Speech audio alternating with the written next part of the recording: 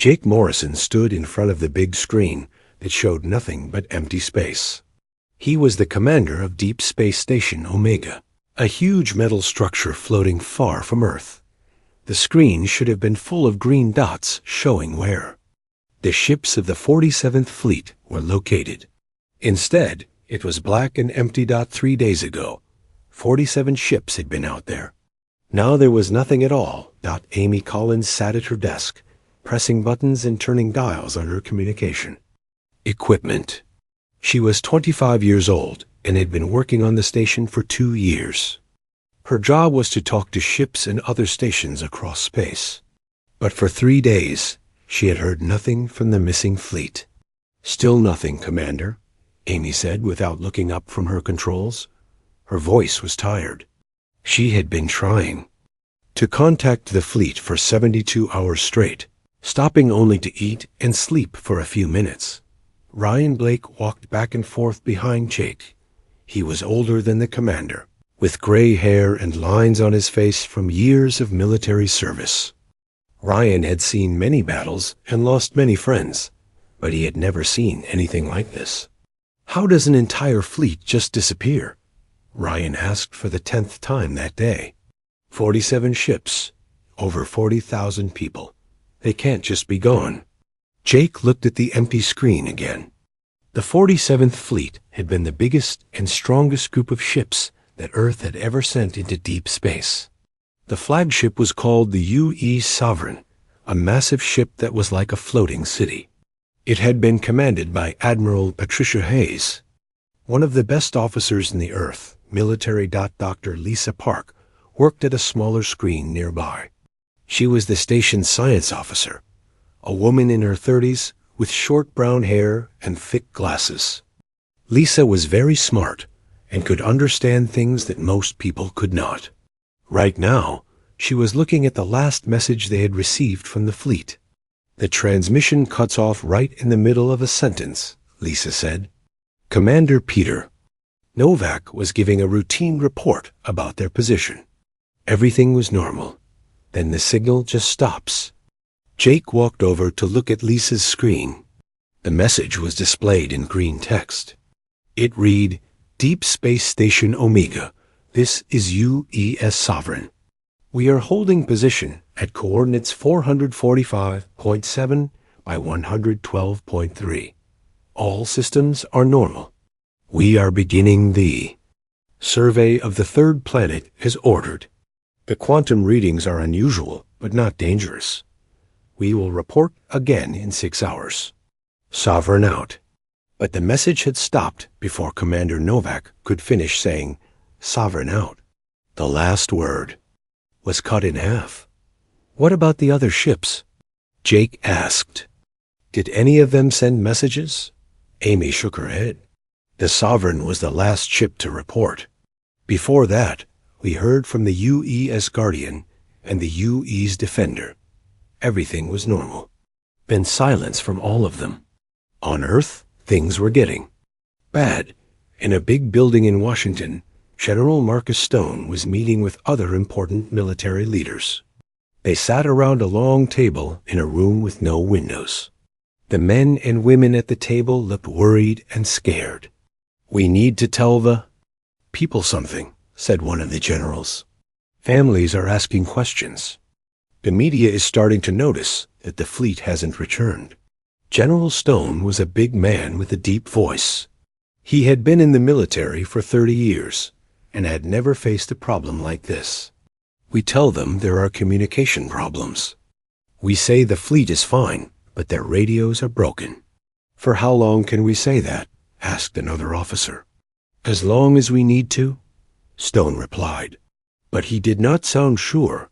The truth was that some people in the room knew more than they were, saying the 47th Fleet had not been sent to explore empty space. They had been sent to investigate something that Earth's government wanted to keep secret. Back on the station, Jake was looking at the mission files. Most of the information was marked classified, which meant he was not allowed to read it. But he could see that Admiral Hayes had picked every ship captain herself. She had chosen officers who were known for following orders and keeping secrets. "This doesn't make sense," Jake said to Ryan. "Why would they send our best fleet to survey a planet that no one cares about?" Ryan looked at the star maps. The Kepler 442 system was far from Earth and had no valuable resources that they knew about. There were no colonies there and no trade routes. It seemed like a waste to send so many ships to such an empty place. Dr. Lisa Park had been thinking the same thing. She pulled up information about the Kepler 442 system on her computer. The system had 1 star and 5 planets. The third planet was rocky and cold, with no atmosphere that could support human life. "Wait," Lisa said suddenly. "Look at this." She showed Jake and Ryan some readings from deep space telescopes. "These are quantum energy readings from the Kepler 442 system. They've been getting stronger over the past 6 months." "What does that mean?" Jake asked. "I'm not sure," Lisa said. "But quantum energy like this doesn't occur naturally. Something is causing it." Amy suddenly spoke up from her communication station. "Commander, I'm picking up something strange." Everyone turned to look at her. Amy was staring at her screen with a confused expression. "What is it?" Jake asked. "It's very faint, but I think I'm getting a signal from the direction of the Kepler system. It's not from any of our ships, though. The frequency is completely different." Jake walked quickly to Amy's station. On her screen, a weak signal was showing up as a small green line that moved up and down. "Can you clean it up? Make it clearer?" Amy worked with her controls for several minutes. Slowly, the signal became stronger. It was not a voice or a message that they could understand. It was just a pattern of sounds that repeated over and over. "It's like nothing I've ever heard before," Amy said. Dr. Lisa Park came over to listen. Her face went pale as she heard the strange sounds. "This is not human technology," she said quietly. "This signal is coming from something else." Jake felt a cold feeling in his stomach. If the signal was not from human ships, then what was it from? And what had happened to the 47th Fleet? The empty screen still showed no trace of the missing ships. Somewhere out in the dark of space, 40,000 people had vanished without leaving any sign they had ever existed. But now there was something else out there, something that was sending signals that no human had ever heard before. Jake looked at his team. Amy was still working on the strange signal. Ryan was studying the star maps. Lisa was running calculations on her computer. They were good people, and they were trying their best to solve this mystery. But Jake had a feeling that they were about to discover something that would change everything they thought they knew about space and Earth's place in it. The silence from the 47th Fleet was not just mysterious. It was the beginning of something much bigger and more dangerous than anyone could imagine. Captain Helen Torres stood on the bridge of the UES Discovery, watching the stars grow brighter as her ship moved deeper into space.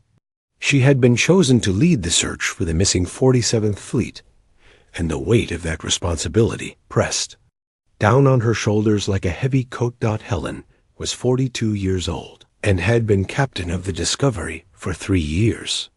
She was known for being calm under pressure and never giving up on a mission. Her crew trusted her completely, which was important when they were heading into unknown danger.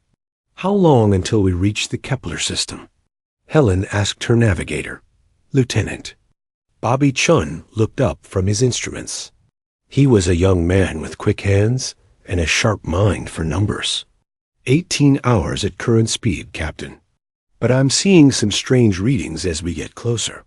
"What kind of strange readings?" Bobby frowned at his screen. "The gravity in that region is not acting normally. It's like something very heavy is there, but our sensors don't show any large objects." In the lower decks of the ship, Chief Engineer Danny Rodriguez was working on the sensor equipment. Danny was a big man with strong hands who could fix almost anything. He had been in space for 15 years and had seen many strange things, but the disappearance of an entire fleet was new even for him. "Hand me that scanner," Danny said to Kate Murphy, one of his technicians. Kate was a woman in her 20s who was very good with electronic equipment. She passed him the tool and watched as he opened up a control panel. "What are you doing, Chief?" asked Alex Wright, another technician. Alex was young and eager to learn, always asking questions about how things worked. "I'm modifying our sensors to look for things that normal sensors can't detect," Danny explained. "If the fleet was destroyed, there should be pieces of metal floating around. If they were captured, there might be energy traces from weapons or engines." Kate looked worried. "What if we don't find anything at all?" Danny stopped working and looked at her. "Then we keep looking until we do find something. Those are our people out there." On the bridge, Dr. Nick Thompson was studying the readings from the Kepler system. Nick was the ship's scientist, a thin man with gray hair who knew a lot about space and the things that lived in it.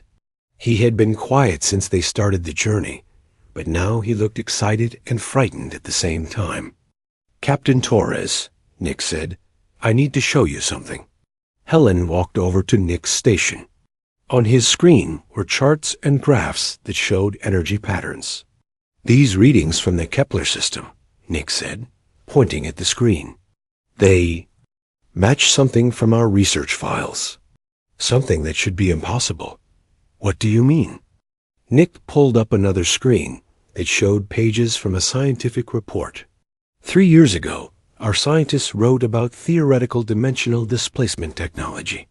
It was just an idea, something that might be possible if you had technology. Far more advanced than ours. Helen felt her heart beat faster. "Are you saying someone has technology that can move things to another dimension?" "I'm saying the energy patterns match what our theory said such technology would produce," Nick replied. "But no human civilization has this kind of technology." Lieutenant Paul Davis, the ship's intelligence officer, was listening to their conversation. Paul was a quiet man who was very good at finding information that other people wanted to hide. He had been monitoring communications from Earth and other ships. "Captain," Paul said, "I've been picking up encrypted messages between Earth Command and several deep space stations. The messages started right after the 47th Fleet disappeared. Can you decode them?" Paul shook his head. "The encryption is too strong, but the timing is very suspicious. It's like Earth Command was expecting something to happen." Helen felt anger building in her chest. "Are you saying Earth Command knew the fleet was in danger?" "I'm saying they're not acting like people who are surprised by what happened," Paul replied carefully. The Discovery continued moving toward the Kepler system. As they got closer, the strange readings became stronger. Bobby Chun reported that the gravity distortions were getting worse, making it difficult to navigate. "Captain," Bobby said, "I recommend we drop out of faster-than-light travel. The gravity fields are too unstable." "Do it," Helen ordered. The Discovery slowed down, and the stars stopped stretching into lines. Now they could see the Kepler system clearly. It looked normal from a distance, but their sensors were detecting things that made no sense. "There's something wrong with space itself in this region," Dr. Thompson said. "It's like reality is bent or twisted." Danny Rodriguez called from the engineering deck. "Captain, our modified sensors are picking up traces of human technology. Very faint, but it's there." Helen felt a spark of hope. "Where?" "Near the third planet. The traces are scattered across a wide area, but they're definitely from our ships. Take us there, Bobby." As the Discovery moved closer to the third planet, the crew could see that it was a cold, rocky world with no atmosphere. It looked dead and empty, but their sensors were telling a different story. "I'm detecting energy signatures," Dr. Thompson reported, "but they're not coming from the planet's surface. They're coming from somewhere else." "Somewhere else?" Helen asked. It's like the energy is coming from the same location as the planet, but not from the same dimension, Nick explained. I know that sounds impossible, but that's what the readings show. Amy Collins, back on Deep Space Station Omega, was still trying to contact the Discovery. She had been listening to their reports and was worried about what they were finding. Discovery, this is Station Omega, Amy said into her microphone. We're still detecting that strange signal from your location. It's getting stronger. Helen heard Amy's voice through the ship's speakers. We copy, Station Omega. We're investigating the source of the energy readings. Suddenly, alarms started ringing throughout the Discovery. Bobby Chun looked at his navigation instruments with alarm. Captain, something is happening to our engines. We're being pulled toward the planet by some kind of force. Helen felt the ship shudder as unknown forces grabbed hold of it. Danny, what's happening down there? Danny's voice came over the intercom, sounding strained. The engines are fighting against something, but I don't know what. It's like we're caught in a giant invisible hand. Dr. Thompson was staring at his instruments in amazement. The dimensional readings are off the charts. Something is opening up near the planet. On the main screen, the crew could see space itself beginning to ripple and bend near the third planet. It looked like heat waves rising from hot pavement, but in the cold vacuum of space. Captain, Paul Davis said urgently, I'm picking up a transmission. It's coming from the distortion. Put it on speakers. A voice filled the bridge, speaking in clear English, but with a strange accent that no one recognized. Human vessel, you are in danger. Your people are safe, but you must not. Come closer. The barriers between worlds are weak here. Helen stared at the speakers. Who is this? Where is the 47th Fleet? Your fleet is protected in the space between spaces, the voice replied. But if you come closer, you will cause a collapse that will destroy both your world and ours. Kate Murphy, working in the engineering section, looked up from her instruments with wide eyes. Chief Rodriguez, the energy readings are showing something incredible. There are ships inside that distortion. Lots of them. Danny looked at his own screens and saw the same thing. Kate, call the captain. Tell her we found the fleet. But even as they found the missing ships, the crew of the Discovery realized they had stumbled into something much bigger than a simple rescue mission. They had found evidence of technology that could bend space and time, and someone was using it to hide the 47th Fleet from the rest of the universe. The question was, who had this technology, and why were they protecting human ships from something that was dangerous enough to require hiding an entire fleet? Helen Torres looked at the swirling distortion on her screen and knew that everything Earth thought it knew about space was about to change. The 47th Fleet was out there, somewhere between dimensions, and the Discovery was about to discover secrets that some people on Earth had been hiding for a very long time.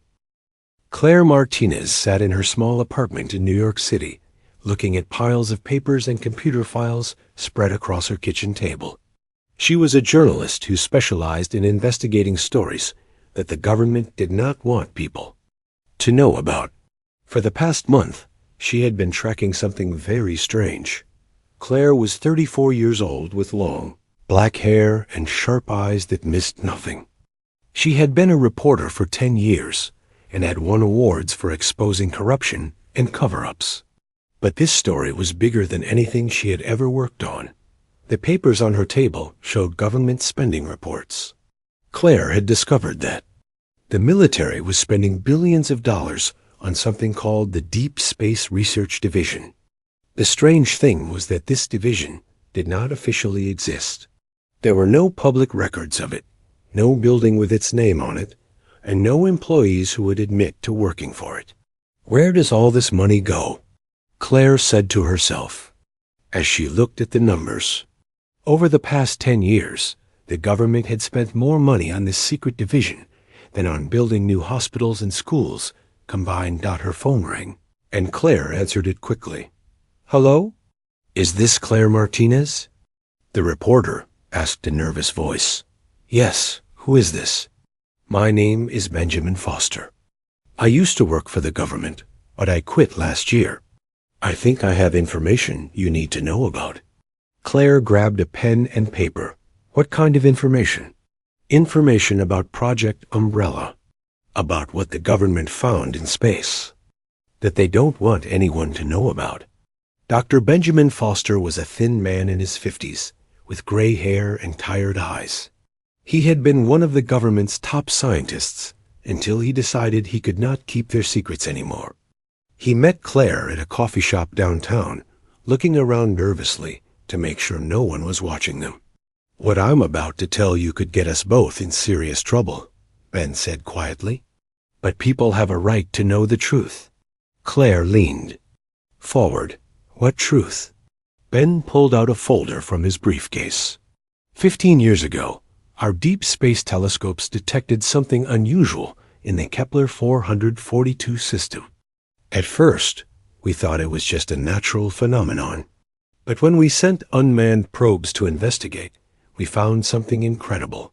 He opened the folder and showed Claire photographs that looked like they were taken on an alien world. Pictures showed buildings and structures that were clearly not made by humans. "We found ruins of an ancient civilization," Ben continued. "Buildings, technology, things that were far more advanced than anything we have on Earth. But here's the strange part. The civilization was gone, completely vanished. No bodies, no signs of what happened to them." Claire stared at the photographs. The alien buildings were beautiful and strange, with curves and angles that human architecture never used. "How long ago did they disappear?" "Based on our analysis, about 10,000 years ago. But their technology was still working. Some of their machines were still running after all that time." At the Pentagon, Colonel Steve Barnes was having trouble sleeping. He walked the halls of the military headquarters late at night, thinking about the decisions he had helped make. Steve was a career military officer who had always followed orders without question, but now he was starting to doubt whether they were doing the right thing. Steve had been part of the first team to explore the alien ruins that Dr. Foster had told Claire about. He remembered walking through those strange buildings, seeing technology that seemed like magic compared to human science. The aliens had developed machines that could manipulate space and time itself. They could move objects from one dimension to another, bend gravity, and travel across the galaxy in seconds instead of years. It was everything that human scientists had dreamed of, but never thought possible. But the alien technology came with dangers. The machines were unstable and could cause massive explosions that would destroy entire solar systems. The alien civilization had been trying to control these forces when something went wrong. They had been forced to evacuate their entire species to another dimension to save themselves. Dr. Grace Kim was working late in her laboratory at the government's secret research facility. Grace was Earth's leading expert in quantum mechanics, the science that dealt with the smallest particles and the strange ways they behaved. She had been studying the alien technology for 5 years, trying to understand how it worked. Grace was a woman in her 40s with short black hair and glasses. She was brilliant, but also very worried about what the government was planning to do with the alien technology. Her computer screens showed complex equations and diagrams that described forces beyond human understanding. "The dimensional barriers are becoming unstable," Grace said to her research assistant, a young man named Carl Lewis.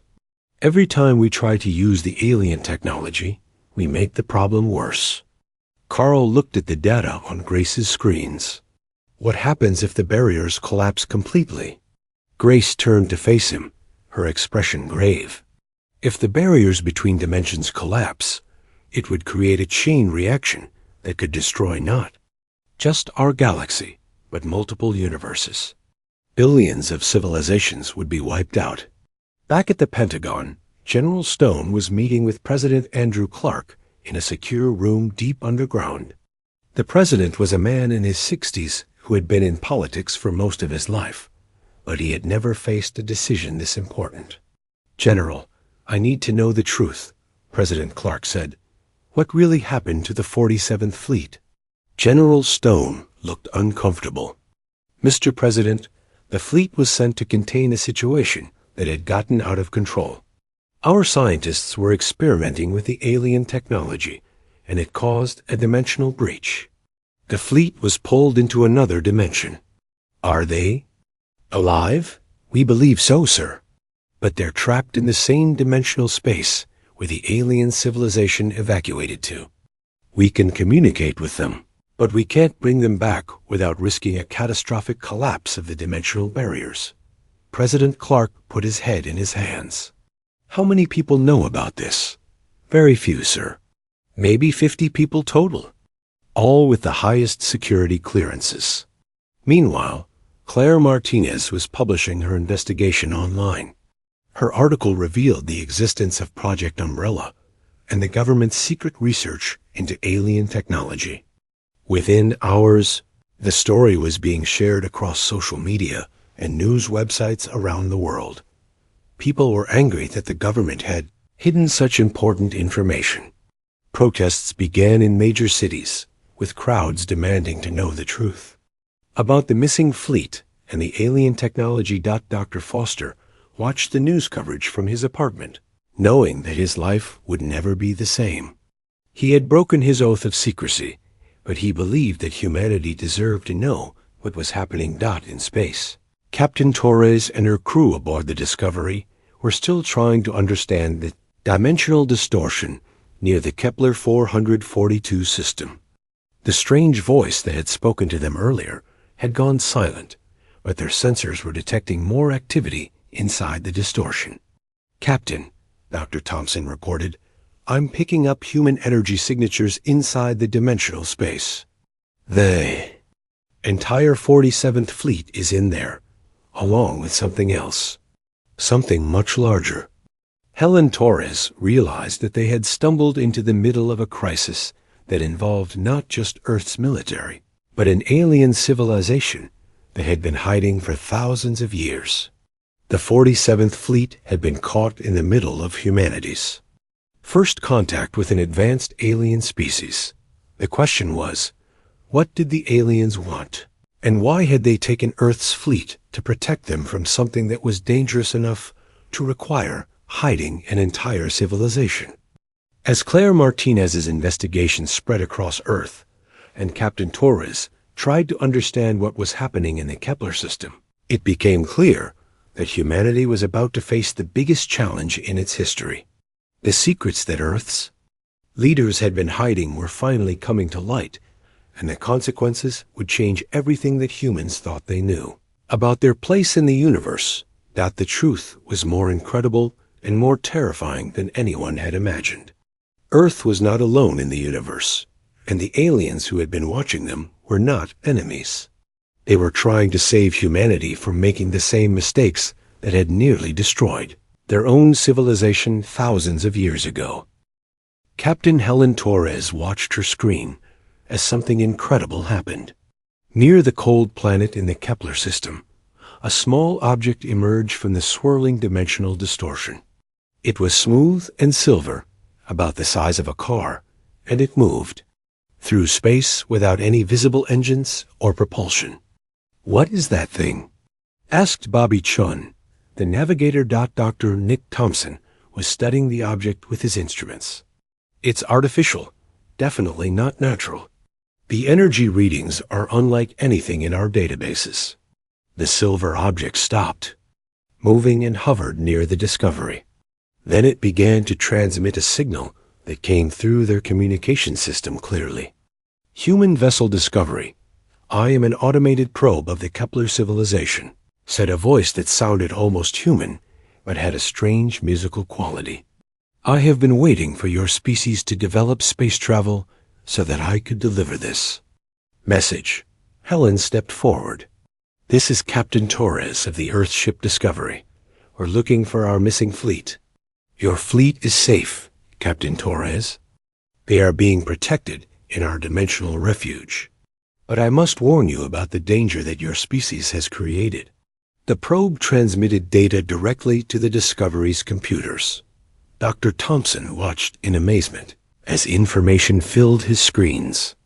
It was a complete history of the Kepler civilization, told in pictures and words that their translation computers could understand. They call themselves the Kepler, Nick reported to the captain.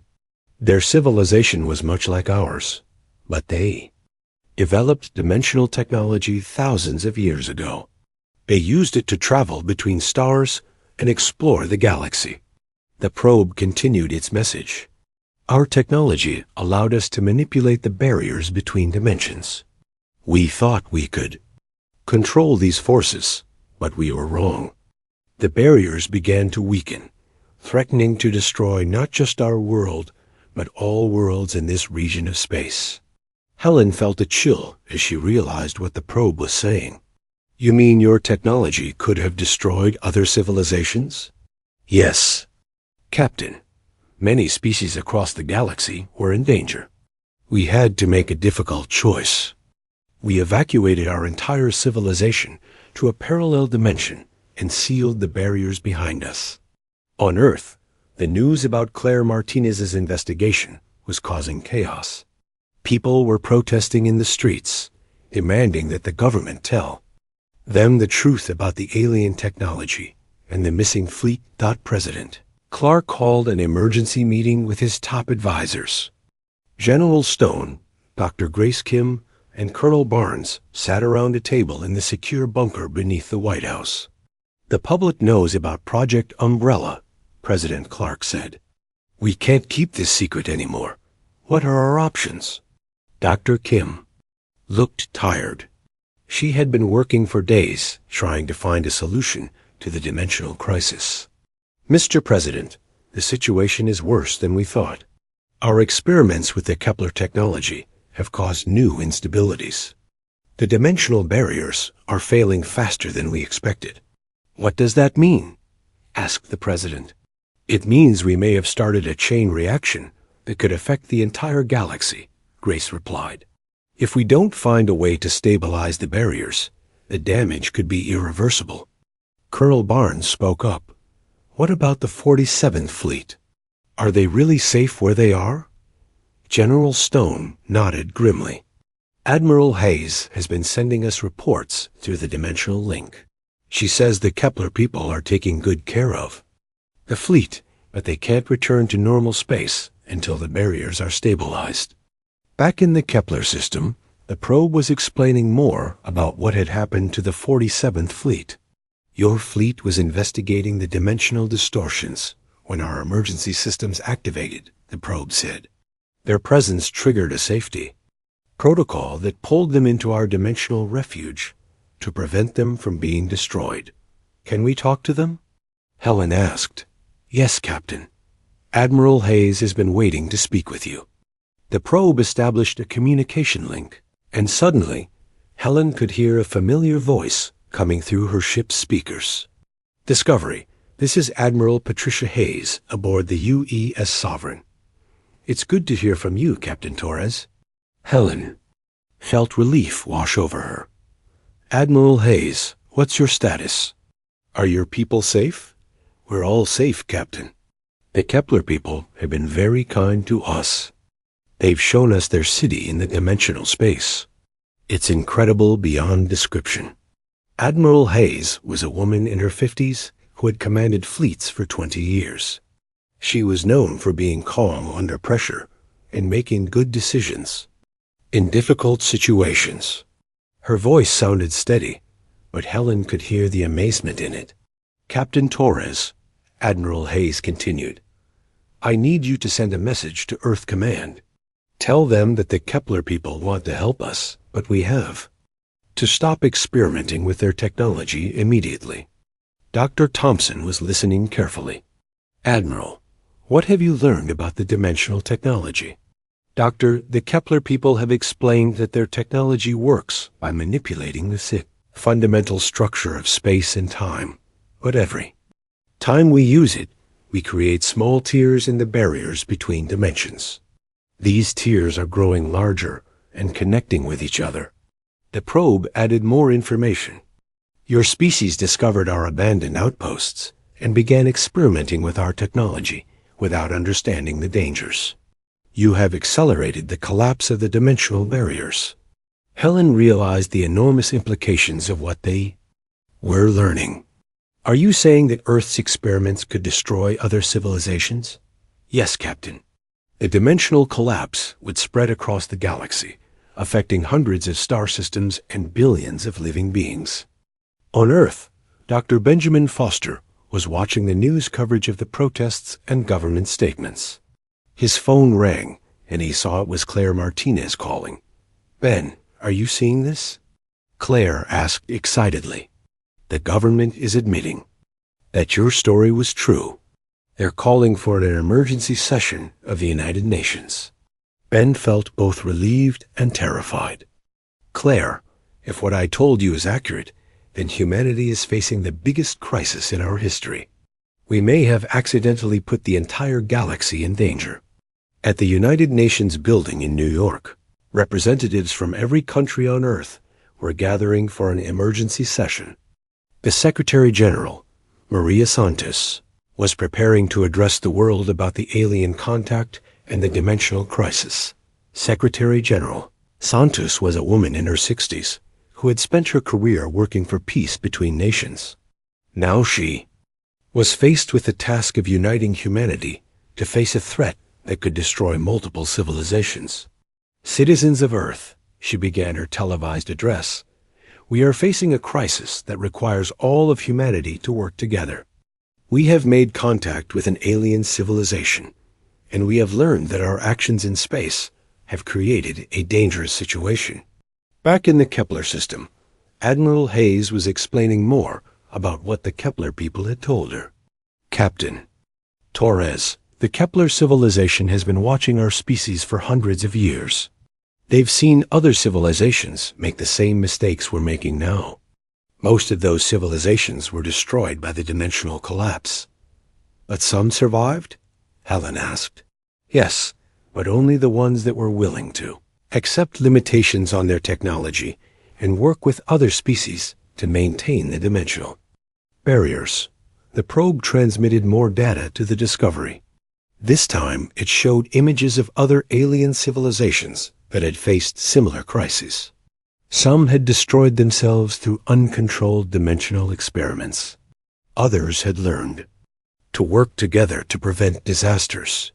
Your species has a choice, Captain Torres, the probe said. You can continue on your current path and risk destroying yourselves and others. Or you can accept our help and join the community of civilizations that work to maintain the stability of the galaxy. Dr. Thompson was studying the new data. Captain, according to this information, there are dozens of alien civilizations in our galaxy. They've been working together for thousands of years to prevent dimensional disasters. Helen felt overwhelmed by the implications. Humanity was not alone in the universe, and their first contact with aliens was happening because Earth had accidentally created a crisis that could affect everyone. What do the Kepler people want from us? Helen asked. Admiral Hayes answered. From the dimensional refuge. They want us to stop all experiments with dimensional technology and share our research with them. They believe they can help us stabilize the barriers, but only if we're willing to accept permanent limitations on our space exploration. The probe added, Your species has shown great potential, Captain Torres, but you must choose between unlimited expansion and the safety of all civilizations. Many species have faced this choice. The wise ones choose cooperation over conquest.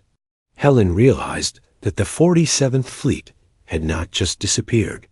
They had become humanity's first ambassadors to an alien civilization, and the decisions made in the next few days would determine the future of Earth and possibly the entire galaxy. The truth was finally emerging, but it came with a choice that would test everything humanity believed about its place in the universe. The world had changed overnight. In cities across Earth, people gathered around television screens and computer monitors, watching as their leaders struggled to explain the incredible situation humanity now faced. The existence of alien civilizations was no longer science fiction. It was reality, and Earth had to make the most important decision in human history. President Andrew Clark stood in the Oval Office, looking out the window at protesters gathered on the White House lawn. Some carried signs demanding the return of the 47th Fleet. Others wanted the government to accept the alien offer of cooperation. A few called for humanity to reject any limits on their expansion into space. "Mr. President," said his chief of staff, "the emergency session of Congress is ready to begin. The world leaders are also standing by for your video conference." Clark nodded. He was 63 years old and had dreamed of being remembered as a great president, but he had never imagined he would be the one to make first contact with aliens. In the Kepler system, Captain Helen Torres was still in communication with Admiral Hayes and the Kepler probe. The alien device had been patiently answering questions and explaining the situation for the past 12 hours. Admiral Hayes, Helen, said, "What are conditions like for the fleet in the dimensional refuge?" Patricia Hayes' voice came through clearly from the other dimension. "Captain, it's unlike anything you could imagine. The Kepler people have built an entire civilization in dimensional space. Their cities float in what looks like endless twilight, with structures that seem to be made of crystallized light." Dr. Nick Thompson was fascinated by the technical information the probe had shared. "Admiral, have you learned how their technology works?" "Dr. Thompson, their scientists have explained that dimensional manipulation requires a delicate balance. They use quantum resonance fields to create stable pathways between dimensions, but each use creates stress fractures in the barriers. Too much stress, and everything collapses." Back on Earth, Dr. Grace Kim was working frantically in her laboratory. She had been studying the Kepler technology for years, and now she understood why her experiments had been causing problems. Every time Earth scientists tried to recreate the alien technology, they were making the dimensional barriers weaker. "Carl," she said to her assistant, "run the calculations again. If we shut down all dimensional experiments immediately, how long do we have before the barriers stabilize?" Carl Lewis worked on his computer for several minutes. Dr. Kim, according to the models, it could take 50 years for the damage to heal naturally. But if we continue experimenting, we could reach the point of no return in just a few months. Grace felt the weight of responsibility on her shoulders. The work she had been doing could potentially destroy civilizations across the galaxy. But the knowledge they had gained could also help humanity advance by thousands of years. At the United Nations, representatives from every country were debating humanity's response to the alien contact. The Secretary General, Maria Santos, was trying to maintain order as delegates argued about what Earth should do. "The question before us is simple," said the delegate from Germany. "Do we accept limitations on our expansion into space, or do we risk everything for unlimited growth?" The delegate from Brazil stood up. "How do we know these aliens are telling the truth? Maybe they want to limit our technology because they see us as a threat." Secretary General Santos had been thinking about this same question. "The evidence suggests that the Kepler civilization is far more advanced than we are. If they wanted to harm us, they would not need to deceive us." Dr. Benjamin Foster was watching the United Nations debate on television from his apartment. His phone rang, and he saw it was Claire Martinez calling again. "Ben, I just got off the phone with a source at the Pentagon," Claire said. "They're saying that some military leaders want to try to rescue the fleet by force. They want to send more ships to the Kepler system." Ben felt sick. "Claire, that would be the worst possible thing they could do. More ships means more stress on the dimensional barriers. It could trigger the collapse they're trying to prevent." Can you contact anyone who might listen? Ben thought for a moment. I still know some people in the government. Let me make some calls. In the Kepler system, the probe was explaining more about the galactic community that Earth could join. Captain Torres, the probe said, there are 47 civilizations in this region of the galaxy that work together to maintain dimensional stability. Each species contributes their knowledge and resources to prevent disasters like the one your species has accidentally created. Helen was amazed by the idea. What would membership in this community mean for humanity? You would gain access to knowledge and technology that would advance your civilization by thousands of years. Clean energy, faster space travel, medical. Advances that could eliminate disease and extend life. But you would also accept responsibility for the safety of other species. Admiral Hayes added her thoughts from the dimensional refuge. Captain, I've seen what the Kepler people have accomplished. Their technology could solve every problem we have on Earth. But they've also shown me what happens to civilizations that choose unlimited expansion over cooperation. What happens to them? Helen asked. They destroy themselves and take other species with them. The Kepler people have records of 17 civilizations in our galaxy that were wiped out by dimensional collapses. Some of them were more advanced than humanity. Dr. Thompson was studying the data the probe had provided about these lost civilizations. Admiral, do any of these civilizations still exist? A few managed to evacuate small populations to dimensional refuges, like the Kepler. People did. But their home worlds and most of their people were lost forever. President Clark was meeting with his military advisors in the Pentagon. General Stone and Colonel Barnes were arguing for different approaches to the crisis. Mr. President, General Stone said, we should send a battle fleet to the Kepler system. We can't let aliens dictate terms to humanity. Colonel Barnes disagreed. General, with respect, that approach could destroy the very people we're trying to save. The 47th Fleet is alive and safe. If we try to rescue them by force, we might kill them. President Clark looked tired. What do our scientists recommend? Dr. Grace Kim had been invited to the meeting via video link from her laboratory. Mr. President, the evidence is overwhelming. The Kepler people are trying to help us. If we continue on our current path, we will cause a disaster that could destroy hundreds of worlds. But what about our independence?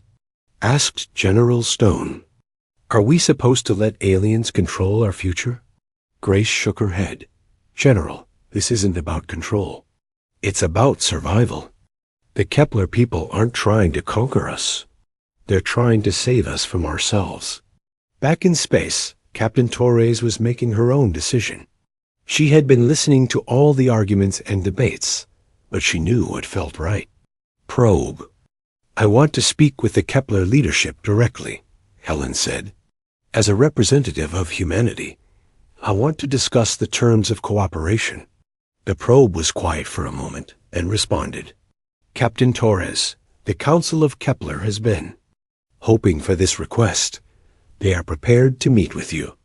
The dimensional distortion near the planet began to change.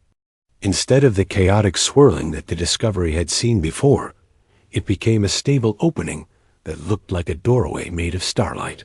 Captain, Dr. Thompson said with excitement, they're opening a stable dimensional portal.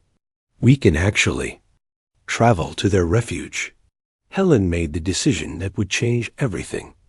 Bobby, take us through the portal. It's time for humanity to meet our neighbors. The Discovery moved slowly toward the dimensional doorway. As they passed through, the crew experienced a sensation like falling upward, while the universe turned inside out. Then they were in a place that defied description. The dimensional refuge was a space that seemed infinite, filled with structures that were beautiful beyond imagination. Cities of crystal and light floated in an eternal twilight, connected by bridges that spanned impossible distances. And everywhere, there were beings that looked almost human, but moved with grace that suggested they had evolved in a place where gravity was just a suggestion. Admiral Hayes was waiting for them at a docking platform that appeared to be made of solid light. Her fleet was anchored nearby, looking tiny compared to the vast Kepler ships that surrounded them. "Welcome to the refuge, Captain Torres," Admiral Hayes said as Helen stepped off her ship. "You're about to meet the beings who may hold the key to humanity's future." The Kepler leaders were tall and elegant, with skin that seemed to shimmer with its own inner light. They communicated through a combination of words and thoughts that human minds could barely comprehend. But their message was clear. Humanity could join the galactic community, but only if they were willing to choose cooperation over conquest. "Your species stands at a crossroads," said the Kepler leader who served as their spokesperson. "Many civilizations have reached this point. Some choose wisdom and join us in maintaining the balance of the galaxy. Others choose dominance and destroy themselves." Helen thought about everything humanity had accomplished and everything they could lose. What guarantee do we have that cooperation will lead to a better future? The Kepler leader gestured to the incredible city around them.